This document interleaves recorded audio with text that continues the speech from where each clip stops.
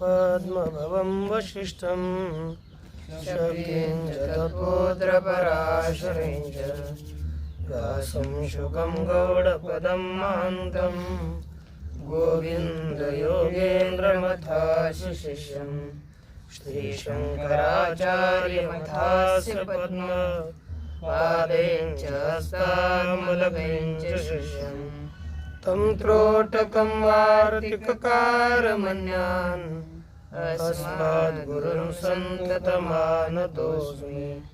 श्रुते स्मृते पुराणानामालयं करुणालयं नमामि भगवत्पादं शङ्करं लोकशङ्करं शङ्करं शङ्कराचार्यं केशवं बादरायणं सूत्रभाष्यकृतौ वन्दे भगवन्तौ पुनः पुनः। ईश्वरो गुरुरात्मेति मूर्तिभेदविभागिने व्योमव्याप्तदेहाय दक्षिणामूर्तये नमः। ॐ पूर्णमदः पूर्णमिदं पूर्णात् पूर्णमुदच्यते पूर्णस्य पूर्णमादाय पूर्णमेवावशिष्यते। ओम शांति शांति शांति। श्री भगवान पांडुरंग परमात्मा, श्री ज्ञानोबराय, जगतगुरु तुकाराम महाराज, श्री संत एकनाथ महाराज इत्यादि सब संतों के अलौकिक अहेतु के अकारण करुण ऐसी कृपा से उपनिषदों के विचार के प्रसंग में बृहदारण्यक उपनिषद का विचार करते हुए तृतीय अध्याय के तृतीय ब्राह्मण का आरंभ हम कर चुके हैं। इस ब्राह्मण के आरंभ में केवल कर्म से अथवा विद्या सहित कर्म से मुक्ति की प्राप्ति नहीं होती। मुक्ति की प्राप्ति तो केवल ब्रह्म विद्या से ही होती है, यह निर्धारित किया गया। अब उसी के इसलिए कर्म फलों का कर्म फल जितना भी है वे संसार के लिए कारण है और मुक्ति के लिए केवल ज्ञान ही कारण है। इसी को प्रदर्शित करने के लिए यह तृतीय ब्राह्मण का आरंभ किया जा रहा है। उसी के विषय में कहते देखिए, अतएनं भुजुर्लाह्यायनि पप्रच्छ अतएनं भुजुर्लाह्यायनि पप्रच्छ याज्ञवल्क्येति होवाच याज्ञवल्क्येति होवाच मद्रेषु चरका पर्यव्रजाम मद्रेषु चरका पर्यव्रजाम ते पतञ्चलस्य काव्यस्य ते पतञ्चलस्य काव्यस्य ग्रहानैम तस्यासि दुहिता गन्धर्वगृहीता तम पृच्छाम कोऽसीति सोऽब्रवीत् सुधन्वाङ्गिरस इति तं यदा लोकानामन्तान् पृच्छाम अतएनमब्रूम क्व पारीक्षिता अभवन् इति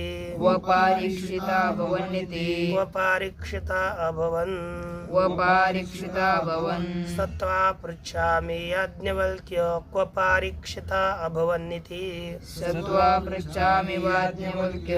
पारीक्षिता अभवन्निति यहाँ पर ये जो विचार किया जा रहा है, इस विचार में भृजु लाह्या यानी जो या जनक जी के सभा में विद्यमान था, उसने पूछा। अथ भृजु लाह्या यानी एनम पप्रच्छ, लाह्या यानी भृजु ने इसे पूछा। किसे? याज्ञवल्क्य। याज्ञवल्क्य को पूछा। याज्ञवल्क्य, हे याज्ञवल्क्य इति होवाच, ऐसा बोला, हे याज्ञवल्क्य। इस तरह से शब्द का प्रयोग भृजु लाह्यायनी ने किया और कहने लगे कि मद्रेषु चरकः पर्यव्रजाम। एक मद्र जनपद है। इस मद्र जनपद में चरकाहा अर्थात अध्ययन के लिए व्रत का आचरण करने वाले जो है उन्हें चरका कहते हैं। जो वेदाध्ययन के लिए ब्रह्मचर्य इत्यादि व्रत को जो धारण करते हैं वही चरक है। ऐसे अध्वर्यु अर्थात वेद के ऋत्विक, वे पर्यव्रजाम, हम लोग घूमते घूमते कहाँ घूम रहे थे? मद्र देश में। मद्र देश में हम चरक घूम रहे थे। घूमते घूमते ते पतंचलस्य काप्यस्य ग्रान एम ते वयम, ऐसा नहीं करना, ते वयम वे हम सब लोग, पतंचलस्य काप्यस्य जो कपि गोत्र में उत्पन्न हुआ और जिसका नाम था पतंचल, उसके घर हम लोग ग्रहण एम अयम, ग्रहण अयम, अयम ये इन गतव धातु के लंग लकार के उत्तम पुरुष का बहुवचन है। अयम, अयित अयिताम आयन, अयि अयितम अयित, अय आयम अयव अयम। ये हम सब लोग उसके घर चले गए। तस्य आसीत दुहिता गंधर्व गृहीता, उसकी एक बेटी थी और वह बेटी गंधर्व गृहीता अर्थात गंधर्व आविष्ट थी। उसमें गंधर्व का प्रवेश था, क्योंकि जैसे भूतों का प्रवेश होता है ना, भूत प्रेत इत्यादियों का, उसी तरह वो भी गृहीत थी, लेकिन गंधर्व से गृहीत थी। पश्चात तम उस वहां पर गंधर्व से गृहीत वह देव थी, तो वहां पर जाने के बाद पतंचल के पुत्री में प्रविष्ट हुआ जो गंधर्व, उस गंधर्व को हम लोगों ने पूछा, तम अपृच्छाम, कोसी थी, तू कौन है, तेरा नाम क्या है, तेरा तत्व क्या है, सब कुछ बता। तब सह अब्रवीत, उस गंधर्व ने कहा था, सुधन्वान अंगिरसो, उसने उत्तर दिया, मैं नाम से सुधन्वा हूँ और अंगिरस गोत्र में उत्पन्न हुआ हूँ, ये उत्तर दिया। सुधन्वा अंगिरस इति तम यदा लोकानाम अंतान अपृच्छाम, पुनः उस गंधर्व को जिस समय लोगों के अंतान अर्थात पर्यवसान, लोगों का अंत कब होता है, उसको पर्यवसान उनकी समाप्ति कब होगी, इनको हमने पूछा। अथ एनम गंधर्वम अब्रुम, पुनः इस गंधर्व को बोले कि क्व पारीक्षिता अभवनिति, क्व पारीक्षिता अभवन सत्व, हमने वहां पर प्रश्न पूछा था, बहुत विचित्र बात है। ये परीक्षित है, क्या रहते हैं,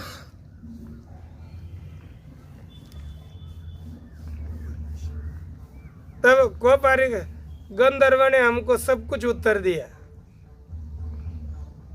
लेकिन उसी प्रश्न को हम आपको पूछ रहे हैं। कोपारीक्षिता भुवन सत्वाम पृच्छामि, मैं आपको वही प्रश्न उनको पूछा था, उसने हमको सब उत्तर दिया था, इसलिए हमको उत्तर ज्ञात है। मैं आपको पूछ रहे हैं, वो परीक्षिता भुवनी थी, ये परीक्षिता कहाँ रहे बताओ। ये बहुत विचित्र सा प्रश्न है। उनको पूछा था, उन्होंने उत्तर हमको दिया, लेकिन हम आपको पूछ रहे हैं वो परीक्षित कौन है। हराने के लिए पूछ रहे हैं ना, जिससे ये याज्ञवल्क्य के पराजित हो जाएं, इस हेतु से प्रश्न पूछ रहे हैं। तो इन्होंने पूछा वो परीक्षिता भुवनी थी, तब इन्हें उत्तर देने के लिए अब आगे उत्तर देंगे, लेकिन ये पूरा प्रश्न परक वाक्य है। तो देखिए मंत्र का अर्थ, अथ अनंतरम। अब अनंतर्यार्थक अर्थ है, ये किसके अनंतर, तो कहते हैं उपरते जारत करवे। ये जो जरत जारत कारू है ना, अर्थभाग जारत कारू है, वह जब उपरत हो गया उसका प्रश्न पूरा हुआ। इसलिए कहा पूर्व में क्या बताया, तृतीय ब्राह्मणे पुण्य फलावधि रुदीयते अश्वमेध परम पुण्यम ब्रह्मलोक फलावधि। क्योंकि तृतीय ब्राह्मण में पुण्य रूपी फल की अवधि बताई गई है, पुण्य रूपी फल की अवधि बताई जाती है।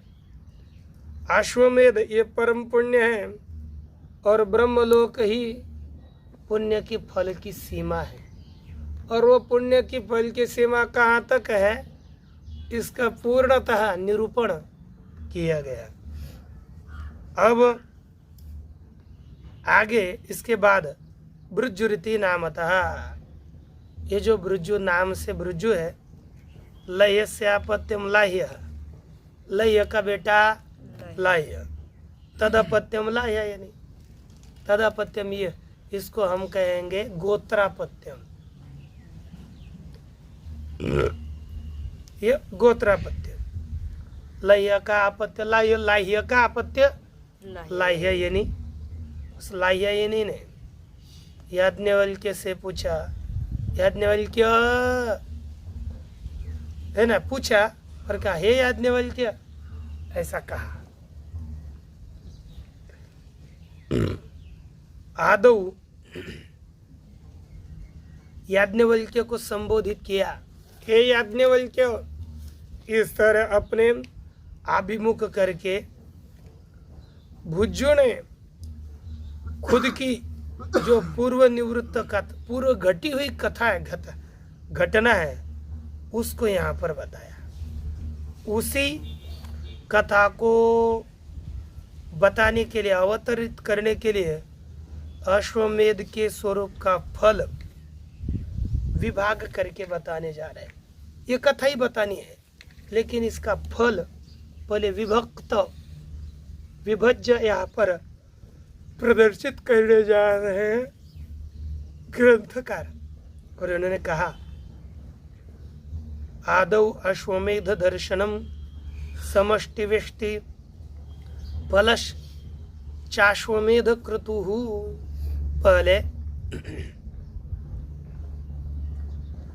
पहले आदौ अश्वमेध दर्शनम उत्तम, पहले अश्वमेध दर्शन बताया, उसका चिंतन बताया।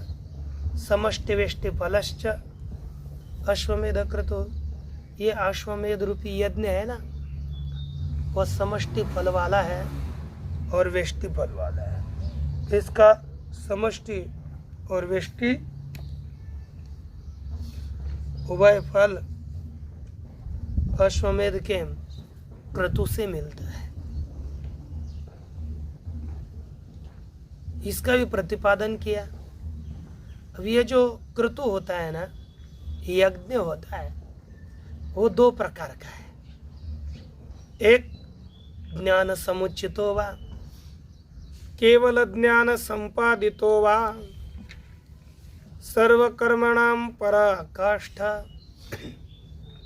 एक कर तो होता ही है ज्ञान समुचिता, अर्थात उपासना से समुचित यज्ञ कर्म, अथवा केवल उपासना से संपादित कर्म,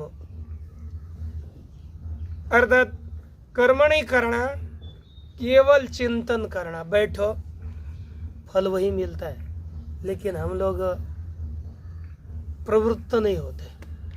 कोई भी काम हो उपासना अधिक करनी चाहिए जब तक ज्ञान नहीं होता। ज्ञान की हम अधिकारी बने तो हमको अन्य सभी विकारों को छोड़ देना चाहिए, अन्य सभी दोषों को दूर करना चाहिए।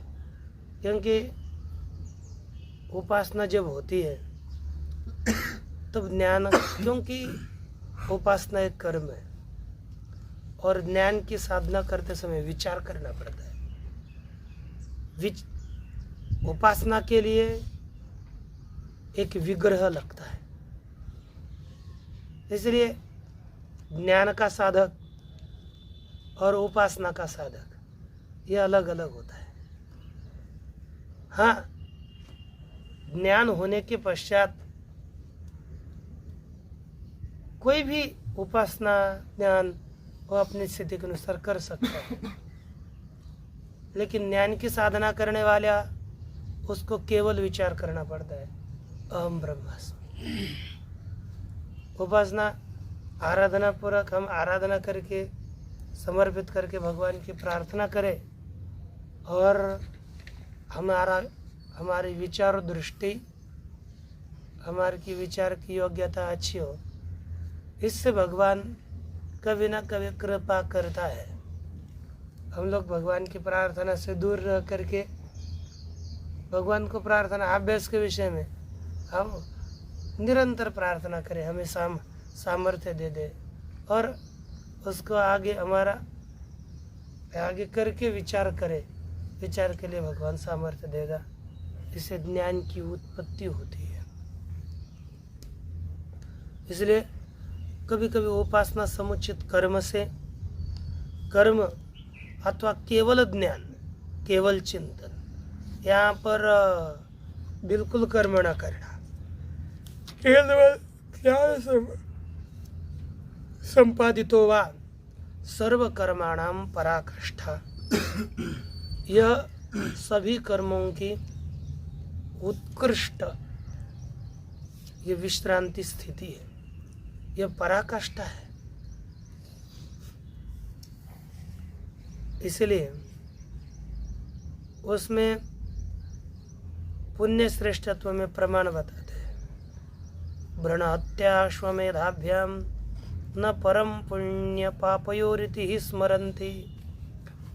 देखा, सबसे बड़ा पाप क्या है? भ्रूण हत्या।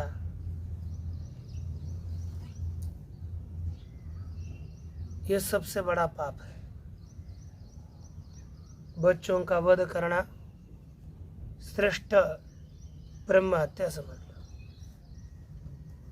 वेद पाठ्य ब्राह्मण है, उसकी हत्या करी, यह सबसे बड़ा पाप है। क्योंकि वेद की रक्षा करना और वेद की रक्षा के द्वारा सब उसमें बताए हुए क्रियाकलाप अनुष्ठान, उनके द्वारा अनेकों का कल्याण करना, यही तो उसका साफल्य।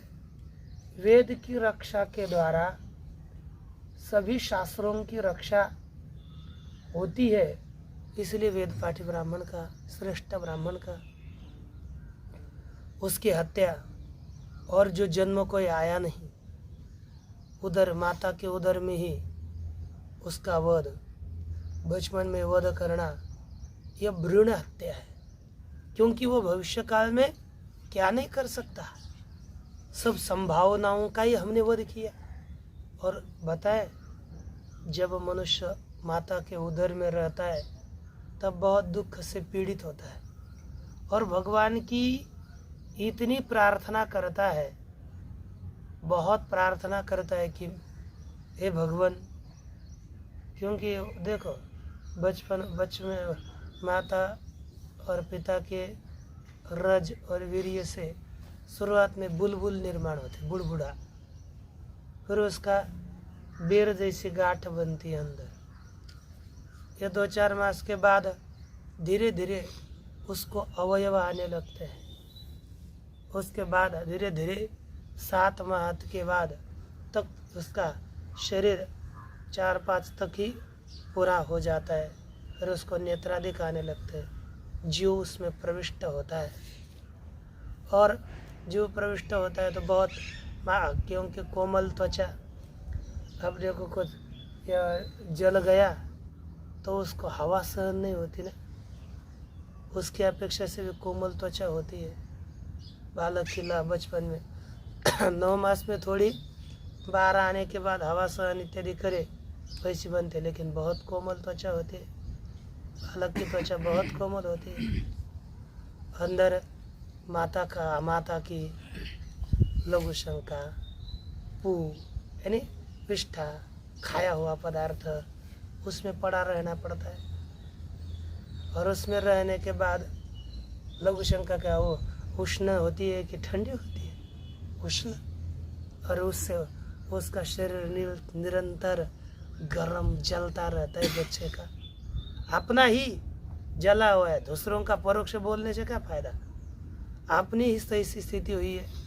और वहाँ प्रार्थना हम लोगों ने करी, भगवान की बहुत प्रार्थना करी कि हे भगवान, मुझे इससे आप दूर करो, इस दुख से दूर करो, और मैं बाहर जाने के बाद आपका नित्य भजन करूँगा। ये प्रतिज्ञा की हमने। जैसे महाराज जी का प्रमाण है ना, एक वेळ करी या दुखा वेगळे, दुरिताचे जाळे उगवणे। प्रार्थना करी कि हम इससे छोड़ो, इससे हमें मुक्त करो। और भगवान की दया से 9 मास होने के बाद मनुष्य जन्म पाता है और यहाँ आकर इस माया के जंजाल में फंस जाता है और खुद भगवान की प्रार्थना के लिए जन्म दिया हुआ और देवे दिला देह भजना गुमटा, यही हमको दिया है भगवान परमात्मा के आराधना के लिए, न कि विषय भोग के लिए। और हम तो या झाला फाटा बाधे से इस विषय रूपी एक ये वाम मार्ग निकला, विपरीत मार्ग निकला और उसमें ये अटक गए। अब ये आए तो भगवान के भजन के लिए और कर तो रहे, क्या कर रहे ये हम तो जान ही तो रहे ना। लेकिन सत्य सन्मार्ग पथिक को अपना परमार्थ मार्ग करना चाहिए और अन्य सभी को छोड़ देना चाहिए। लेकिन सुबुद्धि पूर्वक, योग्य विचार पूर्वक इसे हम करें तो लाभ ही लाभ होगा। इसलिए ध्यान दे करके हमको अपने कल्याण की ओर ही अग्रसर होना चाहिए, नहीं तो बाद में पश्चाताप के बिना कुछ बचेगा नहीं। ये भी ध्यान में रखना चाहिए। केवल बाद में पश्चाताप रहेगा, बाद में दुख ही दुख होगा। इससे पहले हम मृत्यु आने से पहले ही हम अपनी साधना करके कुछ प्राप्त करें, नहीं तो यहाँ पर आकर वो हमको क्या बताना है कि भ्रूण हत्या ये सबसे बड़ा पाप है, क्योंकि उससे ही ये आगे इस धरातल में आकर के वो क्या क्या नहीं कर सकता, सब संभावनाओं का वध होता है। इसलिए वो बहुत बड़ा पाप है। और अश्वमेध याग करना सबसे बड़ा पुण्य है। अश्वमेधाभ्याम नरः पुण्य पापयोरिति ही स्मरन्ति। वो पुण्य पाप को प्राप्त कर लेता है, यह स्मरण किया गया श्रुति में बताए तेन। इसके कारण तेन ही समष्टिम वेष्टिश्च प्राप्नोति।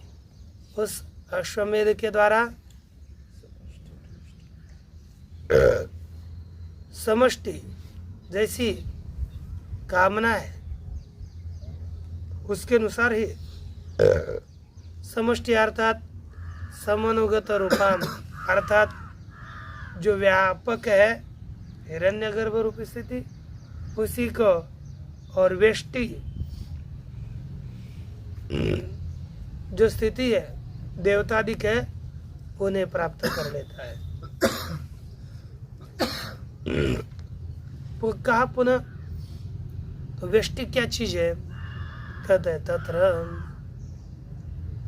वेष्टयो निर्ज्ञाता अंडांतर विषया अश्वमेधयाग फलभूता।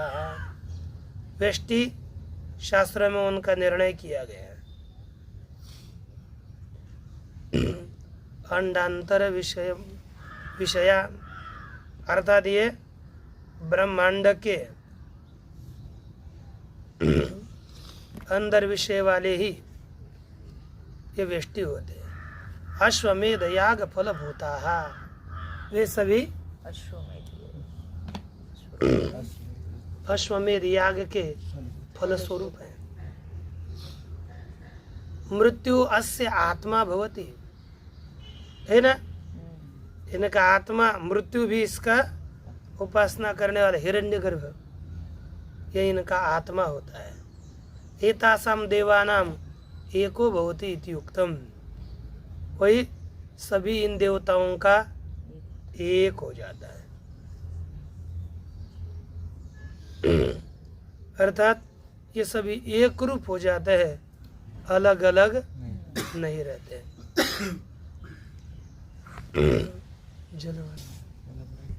आगे कहते कि मृत्यु रस्य आत्मा भवति एतासाम देवतानाम एको भवति। यह पूर्व में बताया था, जैसे पहले अध्याय में द्वितीय ब्राह्मण में इसका निरूपण किया गया। अब आगे ताम एव समष्टि रूपम देवताम प्रपंचयितुम इदम ब्राह्मणम इति वक्तुम पातनिकम करोति। पातनिका अर्थात उपोद्घात। यह उसी समष्टि रूपी देवताओं को उसका विस्तार करने के लिए ब्राह्मणम वक्तुम यह अन्य ब्राह्मण को बताने के लिए पातनिका अवतरणिका यहाँ पर करते हैं। मृत्युश्च अशनायास लक्षणों बुद्ध्यात्मा षष्ठमष्टि प्रथमजो वायु सूत्रम सत्यम हिरण्यगर्भ। मृत्यु कौन है? मृत्युश्च आसनाया लक्षण आसनाया भूख पिपासादि रूपी बुद्ध्यात्मा जो बुद्धि रूपी समष्टि व्यापक जो प्रथमज कौन है? पहले उत्पन्न हुआ हिरण्यगर्भ, उसी को कहते हैं वायु। सूत्रम उसी का नाम है सूत्र, उसी का नाम है सत्यम और उसी का नाम है हिरण्यगर्भ। यही पुरुष है। तस्य व्याकृत विषय उसका यह संपूर्ण व्याकृत प्रपंच नामादि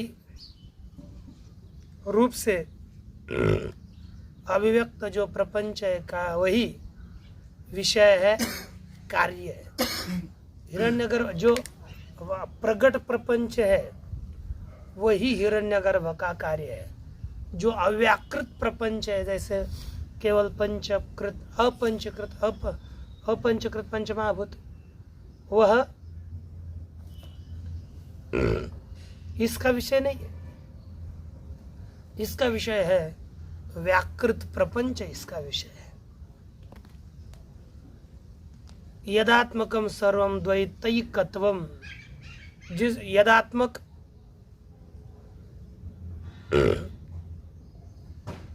देखो द्वैतैकत्वम, द्वैतम वेष्टि रूपम, एकत्वम समष्टि रूपम।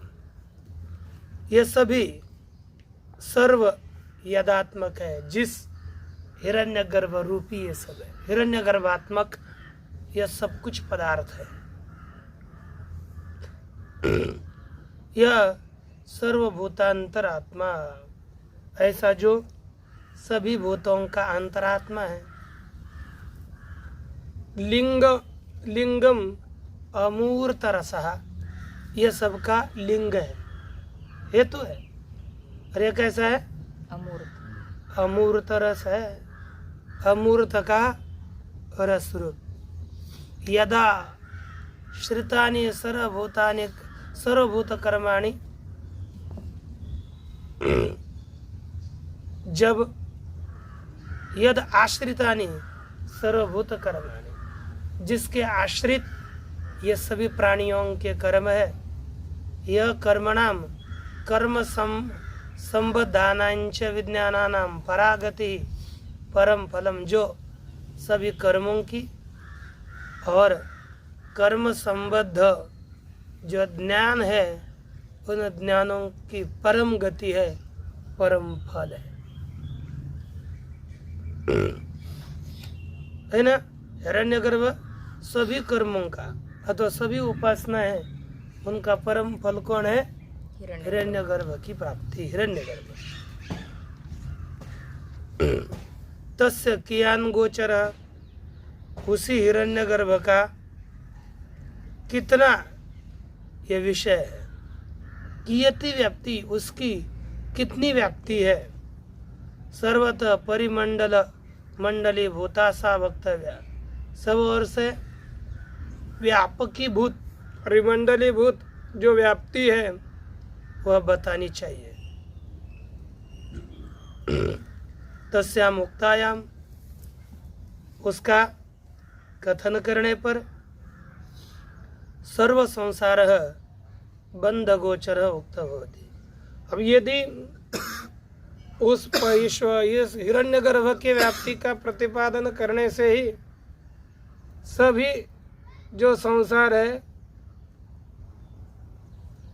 उसका बंध का विषय ये बताया हुआ होता है, अर्थात यह संसार का बंध कब तक चलेगा, संसार का बंधन कहाँ तक है, ये सब कुछ यदि हिरण्यगर्भ का स्वरूप बताया तो सभी संसार रूपी बंध का प्रतिपादन किया हुआ सा हो जाता है।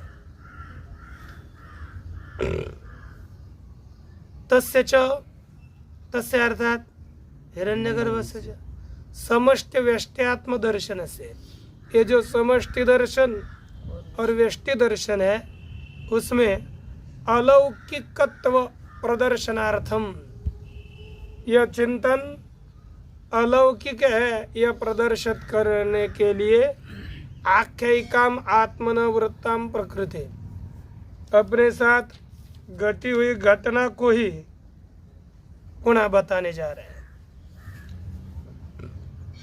तेन च प्रतिवादी बुद्धिम व्यामोहिष्यामि इति मन्यते, उसके द्वारा प्रतिवादी की बुद्धि को मैं व्यामोहित भ्रम में डालूंगा, या ऐसा मान करके प्रश्न पूछता है। वो कहता है मद्रेशु, मद्रा नाम जनपद, ये मद्रा नाम के देश विशेष है, जनपद है। तेषु, उनमें चरका अध्ययनार्थम चरणात् चरका, चरका अर्थात अध्ययन के लिए अटन करने व व्रत क्या आचरण करने वाले होने से उन्हें चरका कहा जाता है। वे कौन है? अध्वर्यव, अर्थात यजु शाखा के यजुर्वेद के शाखाध्यायी जो अध्वर्यु है, वे हम लोग पर्यव्रजाम पर्यटितवंता, हम लोगों ने पर्यटन किया। ते पंचलस्य, वे सभी पंचल, वे वयम पर्यटनतः, वे सभी हम पर्यटन करते हुए पंचलस्य नामत, जिसका नाम पंचल था, और कप्यस्य अर्थात कपि गोत्रस्य, कपि गोत्र में उत्पन्न था, ऐसे पुरुष के ग्रहण एम अयम घर चले गए। गतवंता तस्य आसीत दुहिता गंधर्व गृहीता, उसकी एक बेटी थी लेकिन उसमें गंधर्व प्रविष्ट हुआ था। गंधर्वेन अर्थात अमानुषेन सत्वेन, जो अमानुष मनुष्य भिन्न जो कोई देव जाति विशेष पदार्थ है उसके द्वारा कपि केनचित किसी न किसी पदार्थ के द्वारा आविष्ट व्याप्त था गंधर्व हुआ, अथवा गंधर्व से वह युक्त था। धिष्णु अग्नि ऋत्विक देवता विशिष्ट विज्ञानत्वाद अवसीयते।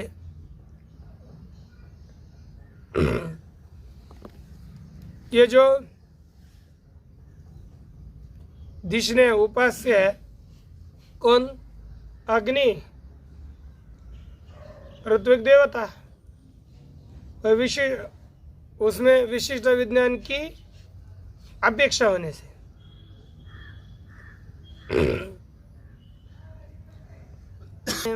गंधर्व का नाम किया धिष्णु अर्थात उपास्य, अग्नि, ऋत्विक देवता, ये गंधर्व का अर्थ किया।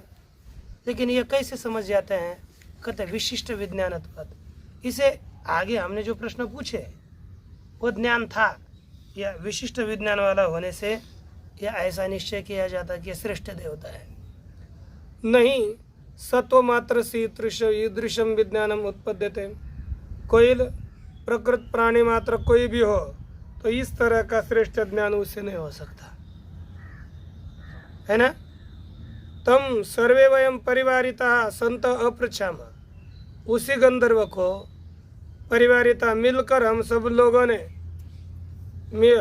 इकट्ठा होते हुए अपृच्छाम, हम लोगों ने पूछा, कुशी थी कस्तोमसी थी किम नामा किम सतत्व है, तो किम नाम वाला है, क्या आपका किम स्वरूप है, आपका स्वरूप क्या है? सोब्रवीत गंधर्व है। उस गंधर्व ने उत्तर दिया, सुधन्वा नाम था, मेरा नाम सुधन्वा है, नाम से सुधन्वा है, अंगिरसो गोत्र था, गोत्र से मैं अंगिरस हूँ। तम तदा यदा, उसी को, यदा यस्मिन काले, जिस काल में, लोका नाम अंतान अर्थात पर्यवसानानि अपृच्छाम, लोगों के अंतों को, लोगों की पर्यवस समाप्ति को पूछा। अथैनम गंधर्वम अब्रूमा, तब इस गंधर्व को हम बोले भुवन कोश परिमाण ज्ञानाय। क्यों बोले हम? भुवन कोश के परिमाण के, सीमा है ना, सीमा के ज्ञान के लिए प्रवृत्तेषु सर्वेषु, हम सब प्रवृत्त हुए हम सब लोगों में आत्मानं श्लाघयन्त, अपने खुद की स्तुति करते हुए पृष्ठवंता वयम, हम अपनी खुद की स्तुति करते हैं हम लोगों ने। उसे पूछा, वयम कथम को परीक्षिता अभवनिति, कहा कि हम लोग कैसे, ये क्व कहाँ ये परीक्षित होते हैं, कहाँ रहते हैं? सच गंधर्व स्वरम अस्मभ्यम अब्रवीत, गंधर्व ने सब कुछ हम लोगों को बताया। तेन दिव्यभ्यो मया लब्धम ज्ञानम, इसलिए उस दिव्य पुरुष से प्राप्त किया ज्ञान, है ना, मया ज्ञानम लब्धम, मैंने दिव्य पुरुषों से ज्ञान प्राप्त किया है। तब नास्ति तत्व नास्ति, है ना, वह ज्ञान तुझे नहीं है। पहले हराने के लिए उसको तू नहीं जानता, अतः निगृहीत तो असी इति अभिप्राय, इसलिए मैंने तुझे जीत ही लिया। इस अभिप्राय से ये प्रश्न पूछता है, हाँ अब हार गया तू। ये याज्ञवल्क्य के जो कहता है, सो हम विद्या संपन्न लब्धागम गंधर्वात, वह मैं विद्या संपन्न हूँ जिसने ज्ञान लब्ध वेद ज्ञान प्राप्त किया है, ऐसा मैं हूँ। गंधर्व से सब कुछ ज्ञान प्राप्त किया, त्वाम पृच्छामि याज्ञवल्क्य, याज्ञवल्क्य उसी को मैं आपको पूछता हूँ। को परीक्षिता भवन, कहाँ परीक्षित थे? तत्वम किम जानासि, उस तत्व को जानते हो? हे याज्ञवल्क्य कथय, बताओ बताओ। पृच्छामि, मैं तुझे पूछता हूँ। को परीक्षिता भुवनी थी, कहाँ परीक्षित थे?